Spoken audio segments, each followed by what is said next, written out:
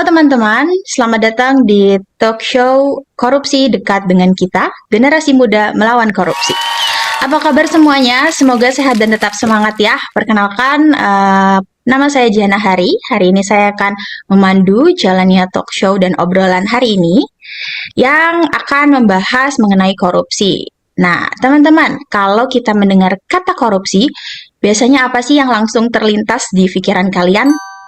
Tapi tunggu dulu, sabar. Nanti kita akan membahas lebih jelasnya pada segmen selanjutnya ya. Jadi mungkin banyak sebenarnya yang membayangkan mengenai pejabat yang menyalahgunakan jabatannya gitu kan, atau kasus pencurian uang negara yang nilainya fantastis dan besar gitu. Tapi pernah nggak sih kita berpikir bahwa korupsi ini sebenarnya bisa loh dimulai dari hal-hal kecil yang sering terjadi di lingkungan sekitar kita. Nah, hari ini kita akan mengobrol-ngobrol santai nih tentang bagaimana perilaku yang sering dianggap biasa ternyata tuh bisa menjadi bibit dari korupsi gitu. Serta apa sih yang bisa dilakukan tentunya kita ini ya sebagai generasi muda untuk mencegahnya. Nah, sudah hadir bersama kita dua narasumber hebat kita dengan background-nya masing-masing. Mereka akan memperkenalkan dirinya nanti ya. Kita sapa dulu kali ya. Yang pertama ada Kak Ika. Halo Kak Ika, amankah? Halo Kak Selamat Jihan, pagi, gimana kabarnya? selamat pagi. Alhamdulillah baik. Oke, silahkan perkenalkan Kak Ika, kesibukannya sekarang apa gitu kan? Oke, terima kasih waktunya dari Kak Jihan. Perkenalkan, nama saya Ika Puspita Putri. Di sini saya seorang mahasiswi semester akhir yang kebetulan juga ambil kelas karyawan, jadi sambil bekerja begitu. Mantap. Kebayang ya Kak, crowded-nya seperti apa? Ya, sudah pastilah harus bisa membagi waktu. Sama nih kayak akan yang tema yang dibahas tentang korupsi kan kita siapa tahu ada yang apa namanya mencuri waktu gitu-gitu. Tahu tidak bisa seimbang gitu antara pekerjaan sama kuliah. Oh, gitu. Jadi dari keadaan sekarang nih cukup connected dengan tema yang sedang kita Hmm, bahas ini kali ya. Makanya betul. di-mentionkan di background untuk perkenalan ini. Oke, kita kasih tepuk tangan Hmm, dulu. Oke, rame kita banget lanjut ya. ya ke pembicara kita yang kedua. Halo, ini dengan Mas Wahyu. Silahkan Mas Halo, Wahyu. halo, halo. Kenalin, aku Wahyu. Kesibukan eh, aku karyawan swasta. Aku HR supervisor dan juga sekarang kita masih jalan untuk lagi kuliah juga, jadi mahasiswa juga. Jadi kita jalan-jalan kerjaan bareng, kuliah juga jalan juga, gitu. Oke, berjalan bersama ya. Oke, Betul. semoga endingnya indah itu Mas Wahyu kalau berjalan bersama. Amin, amin, amin. Thank you. Berarti dua pembicara kita kali ini sebenarnya backgroundnya cukup sama ya. Maksudnya sama-sama menjalankan perannya sebagai mahasiswa, tapi juga kewajibannya di usia produktif ini sebagai pekerja, begitu? Oh, Betul sekali. mantap ya. Semoga semangat mereka ini bisa menularkan juga semangat ke kita, saya sebagai moderator dan penonton juga yang lainnya. Oke, gitu ya untuk sesi perkenalan. Mungkin saya sudahi. Adakah tambahan? Mas Wahyu lagi sibuk ya, Mas Wahyu ya? Masih aman, jadi masih bisa mengerjakan tugas kuliah juga gitu. Aman ya, Mas Wahyu ya, gitu ya. Oke deh, bagus deh kalau gitu. Semoga nggak mengganggu waktu dari para pembicara ini ya, karena kita udah kemarin itu udah berjanjian untuk kita bisa ngobrol pada hari ini. Oke, kita langsung masuk saja. Mungkin sebagai menghemat waktu ya, kita masuk ke pertanyaan pertama langsung saja. Yang akan saya tanya dulu karena woman support woman, Kak Ika. Saya akan Hai. bertanya ke Kak Ika dulu ya. Maaf Mas Wahyu, bukan bermaksud ya. Ladies first tapi Mas Wahyu. Oke, Aman. menurut Kak Ika, kenapa sih tema korupsi dekat dengan kita ini penting untuk dibahas, terutama dibahas oleh para generasi muda? Boleh Kak Ika, waktu dan tempat saya persilahkan. Hmm. Ya, terima kasih Kak Jihan. Bagus banget sih pertanyaannya. Kenapa penting? Ya, balik lagi ya, kita sebagai generasi muda, calon bangsa di masa depan, yang mungkin salah satu di antara kita nantinya bakal jadi pemimpin, kan kita gak ada yang tahu ya. Kita aminkan saja ya. Amin, amin. Sebagai generasi muda, sudah sepatutnya dan sudah sewajarnya kita tuh belajar untuk memahami makna korupsi yang sesungguhnya. Mungkin kalau kita zaman sekolah SD dulu atau mungkin SMP lah ya, masa-masa pubertas gitu, kalau bahas politik, bahas korupsi itu kayak berat banget rasanya. Cuman kan pada saat kita sekarang di usia produktif, udah punya teman kerja, mungkin ada yang udah punya pasangan juga, membicarakan hal-hal korupsi, hal-hal yang berbau politik tuh ya agak berat, cuman udah beda vibes-nya tuh. Kayak kalau bukan kita yang bahas, siapa lagi nih gitu. Karena kan ya dari hal-hal kecil gitu, obrolan-obrolan kayak gini nih yang bikin kita jadi bisa memahami kalau ternyata korupsi itu banyak ya. Oh, ternyata hal yang kita lakuin selama ini tuh termasuk korupsi gitu. Kadang kan mungkin banyak juga yang belum sadar kalau korupsi itu ada di dalam bagian pekerjaan kita atau ada bagian dalam aktivitas kita. Makanya ya penting banget sih ini, kita bahas di tema kali ini. Kenapa generasi muda harus memahami makna korupsi yang sesungguhnya. Oke, sudah ya, Kak Ika ya. Sudah cukup. Oke. Wah, jadi ternyata tadi ya korupsi itu nggak melulu soal hal-hal besar ya mengenai kenegaraan atau tentang apa gitu ya. Ternyata memang dari perilaku, sikap sehari-hari ya. Tadi Kak Ika itu juga bisa menjadi tadi bibit-bibit dari perilaku korupsi. Nah, oke, terima kasih Kak Ika atas jawabannya. Saya ingin bertanya kepada pembicara kedua nih sekarang nih. Menurut Mas Wahyu, kenapa sih generasi muda ini tuh menjadi kelompok yang penting dalam gerakan anti korupsi ini sendiri ya? Begitu. Oke, Silakan Mas Wahyu. ini kan hal yang menarik nih dipertanyakan dan tadi juga sempat di-spill beberapa kali kenapa generasi muda itu menjadi sasaran yang tepat untuk kita mengedukasikan terkait dengan korupsi ini kayak gitu. Kenapa? Karena generasi muda itu tadi udah sempat di-spill sama Ika juga. Sebenarnya karena generasi muda itu adalah calon pemimpin dari masa depan begitu. Jadi kenapa kita tidak mengencourage untuk generasi muda ini terkait dengan korupsi gitu? Karena kalau tidak ditanam dari sejak dini, dari sikap jujur, disiplin, bertanggung jawab, kalau nggak ditanamkan dari sejak dini itu nilai-nilai itu akan melekat eh, dari awal masa muda sampai ke dewasanya nanti. Jadi harapannya sih bisa bisa berimpact yang positif juga gitu ke masyarakat. Nah, selain itu juga generasi muda juga punya pengaruh yang cukup kuat gitu. Karena kan seperti yang kita tahu, generasi muda itu kan sekarang kan generasi yang kuat dan melek akan sosial media gitu kan. Jadi apa-apa tuh kan sekarang kan diupload, apa-apa sekarang kan di-share kayak gitu.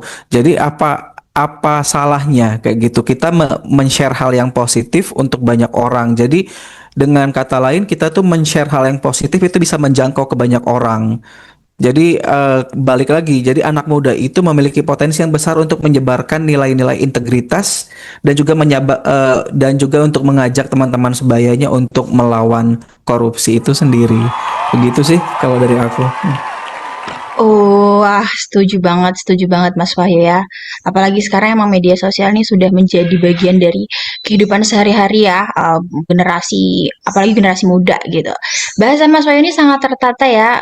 Mungkin karena is R-nya itu nanti boleh tips and trick di luar video ini aja Mas Wahyu gimana untuk bisa tertata gitu bahasanya ya. Oke, kembali ke pembicara satu. Menurut Kak Ika, apa saja sih tanda-tanda perilaku koruptif yang sering dianggap normal oleh anak muda? Mungkin bahasa sekarang jangan dinormalisasi deh gitu, normalisasi deh. Nah itu. Apa Kak Ika? Coba, boleh silahkan. Tanda-tanda perilaku koruptif ya di generasi Yes, muda. betul. Tanda-tanda yang sebenarnya itu tuh udah ngarah nih ke perilaku koruptif. Cuman sering kayak anak muda sekarang, ya udah sih nggak apa-apa. Bahasanya mah dinormalisasi aja, nah gitu. Menurut Kak gimana? Silahkan. Oke, baik. Kalau dari saya itu paling sering saya lihat itu di lingkungan kerja, kayak misalkan datang ke kantor ya, atau ke tempat kerja.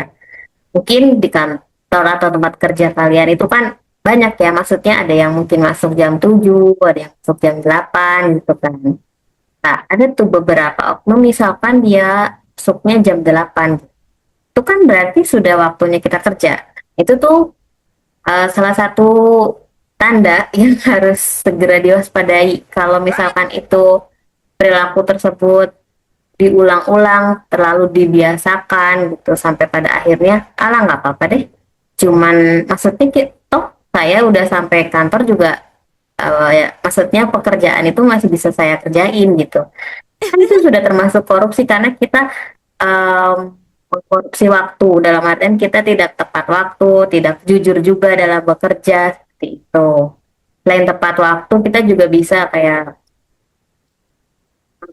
mengakui hasil kinerja orang lain. Banyak juga kan teman-teman di sini atau mungkin punya klien ataupun rekan usaha, rekan partner gitu yang bermuka dua alias munafik. Jadi kayak dia dia nggak mengerjakan tugas dia nggak menghandle dengan baik, tapi dia mengakui itu kan berarti korupsi juga karena dia mengklaim yang bukan hasil jeripayahnya gitu. Itu juga salah satu ya tanda yang mungkin dinormalisasikan sama Gen Z ya terutama karena kan kita ini generasi Gen Z sama Gen milenial tuh masuk usia produktif nih di tahun-tahun ini. Oke, Oke, menarik dan saya sih itu sekali. contoh-contoh yang paling banyak ya. Mm, mm, Misalkan mm, mungkin mm. dari Mas Wahyu nanti ada tambahan, silahkan.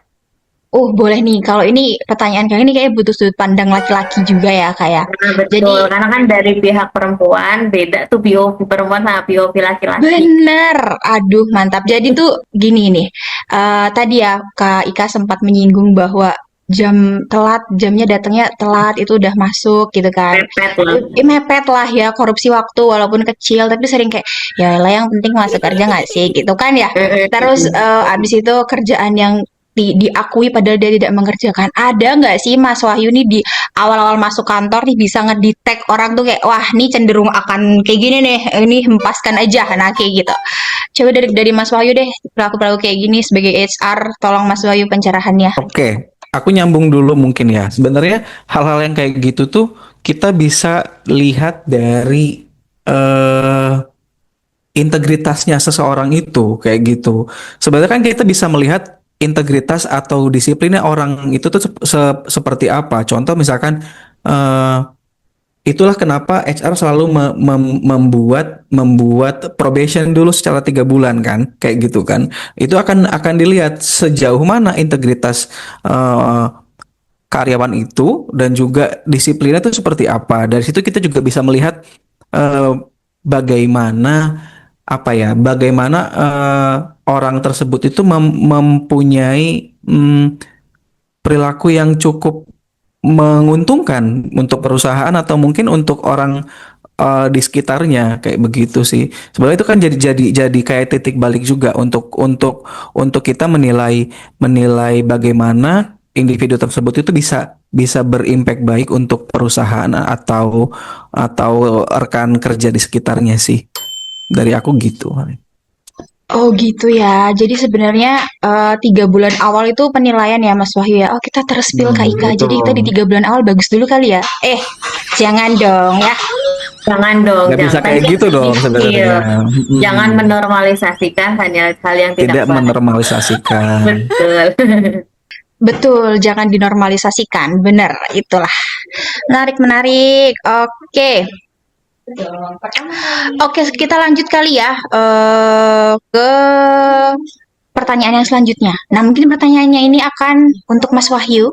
Mas Wahyu, di era digital seperti sekarang, bagaimana sih cara generasi muda ini ikut mengampanyekan gerakan dari anti korupsi sendiri ini?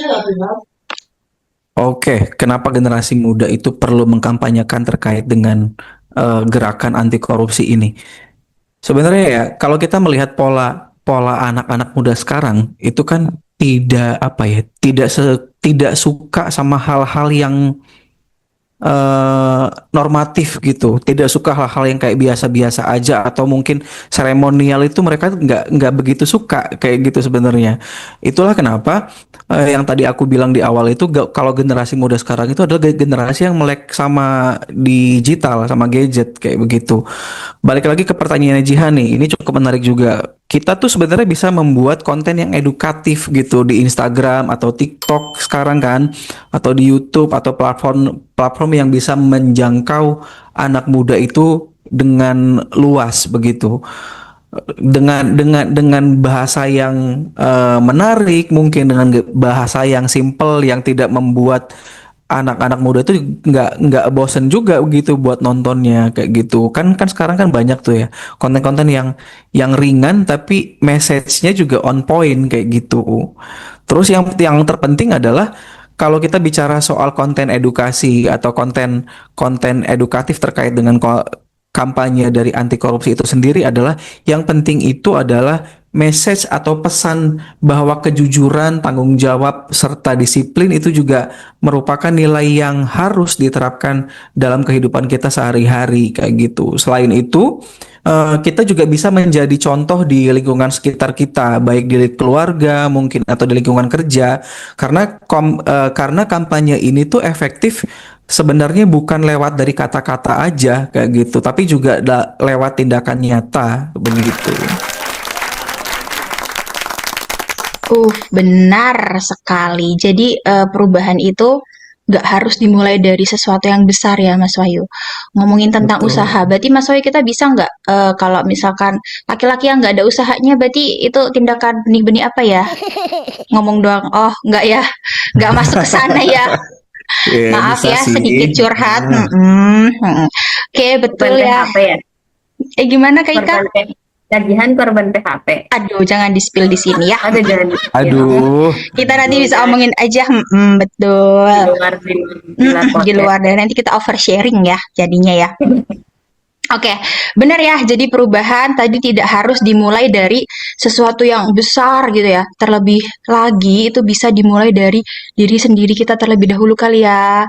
Gitu ya Mas Wahyu ya betul, tadi betul, kurang betul, lebihnya ya. betul banget, betul banget. Oke, cukup menarik obrolan kita pada kesempatan kali ini. Namun lagi-lagi ya, ada pertemuan, ada perpisahan gitu kan ya. Nah, sepertinya durasi acara ini sudah harus diselesaikan Kak Mas Wahyu dan Kak Ika nih gitu ya. Tapi sebelum kita menutup acara ini, saya pengen deh minta dari masing-masing pembicara kita untuk memberikan pesan singkat namun berkesan ya. Atau mau pantun kecil juga boleh ya kan? Oke ya, dari masing-masing narasumber ya. Udah siap belum? Siap dong, Siap ya dong. Jalan-jalan, lanjut kan Mas? Jalan-jalan. jalan-jalan. Oh, oke, cakep. Oke ya. Mungkin dari pembicara mau siapa duluan nih? Sweet kah? Oh, nggak usah ya. Agak susah ya kalau sweet ya. Mungkin dari Kak Bebas, Ika bebas. lanjut Mas Wahyu deh. Boleh kayak gitu juga. Silakan Kak Ika. Pesan ya, pesan singkat namun bermakna. Buat anak-anak muda generasi penerus bangsa, terutama para Gen Z. Saya juga Gen Z sebenarnya. Oh gitu ya. Gen Z-nya Gen Z. Ya, Gen Z apa nih Kak? Gen Z pinggiran, Gen Z Oh, pinggiran. Gen Z mepet ya. Yes, of course Gen Z, men.